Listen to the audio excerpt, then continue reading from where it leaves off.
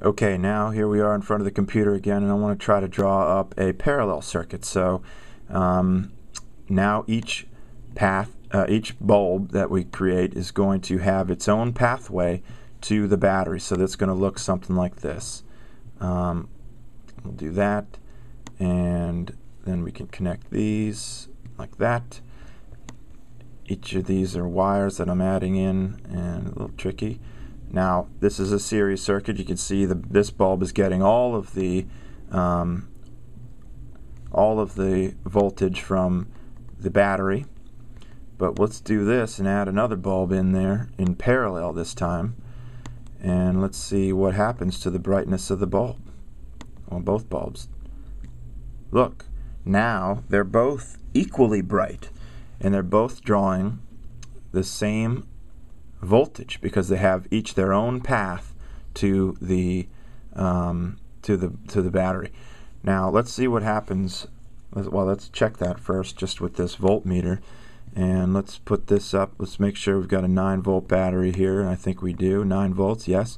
Let's see what the voltage is passing through this bulb here, and it is indeed 9 volts. And let's see what's passing through this one, 9 volts. So as we add resistors here in this circuit, each bulb gets 9 volts, the full 9 volts, because it has its own pathway to the bulbs. All right, but let's look at the current as we do this. Well, now it's 0.9 amps right there, 0.9 amps right there, 0.9 amps right there. Everywhere it's 0.9 amps, except for down here. Look at this, 1.8 amps in this part of the wire.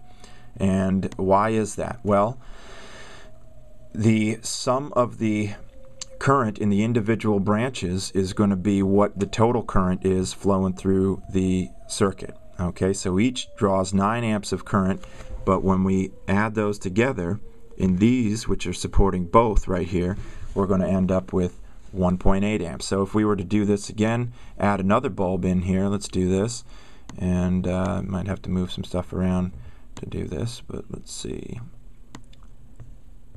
Hold on. Fling this all the way back around to here. Okay, so this is parallel. Again, all of 3 of these bulbs are in a parallel situation. Okay, they're all shining equally brightly. Notice how fast the electrons are moving right here. That is a lot of current coming through this wire. So if we look down here now, it's 2.7 amps.